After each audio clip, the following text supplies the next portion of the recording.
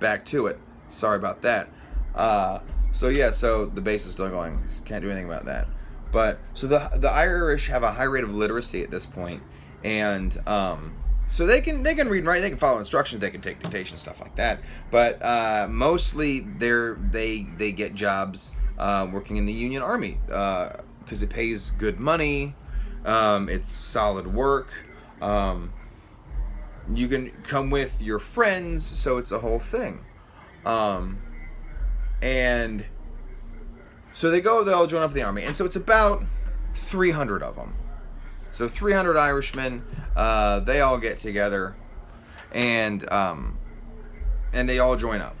And so they're fighting with the US Army, and they're pretty well integrated and everything.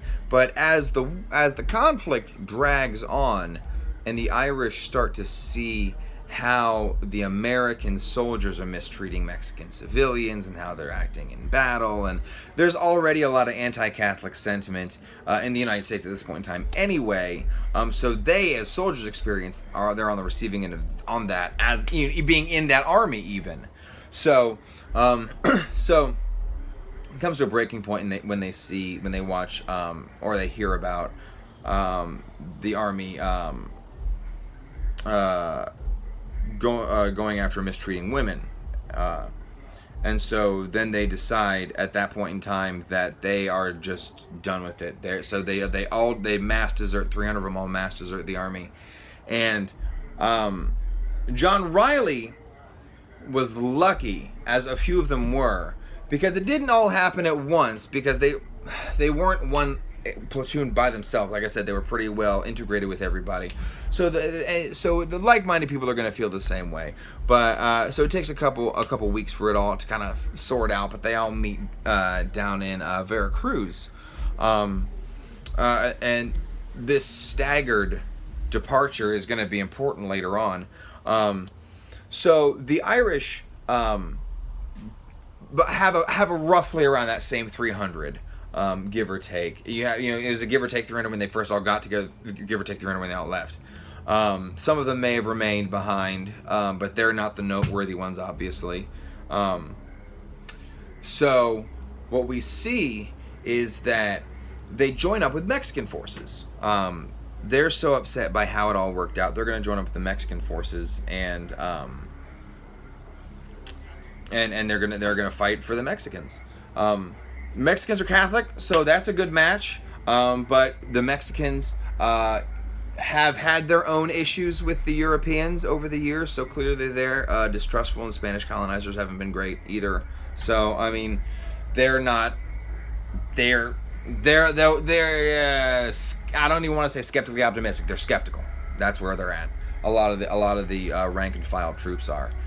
But they formed their own battalion, and they're known as the San Patricios, or the St. Patrick's Battalion. But it's not. But as it goes, it's not only Irish people. It's Irish, and it's freed slaves or escaped slaves. It's some English, some Dutch sprinkled in. It's kind of your people without a home kind of find their spot there. And so then they start to engage, and they're able soldiers. They've been trained from over in Ireland, and so they've seen combat a little bit. They're not fully trained as soldiers, but they have. I mean, you get run-ins. So actually, I'm gonna take that back. Yeah, they're gonna have training in like farm and hand-to-hand implements, something they can use to defend their homestead with, but they're not going to have received firearms. It's going to be too expensive for, if you're emigrating, you're not going to bring a gun, you're not going to have had a gun, you've already sold it for food by that point in time.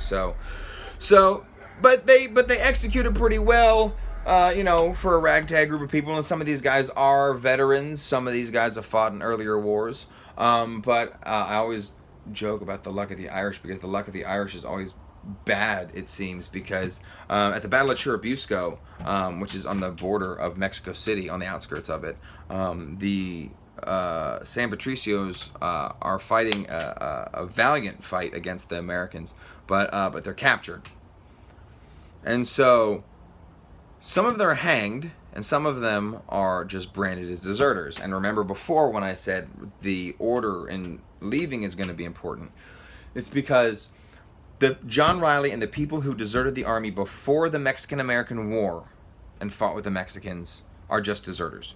The people who left the army after they declared the war, so Mexico and America's at war, they desert America, fight for Mexico, they're hanged for treason. So that's why it's kind of different.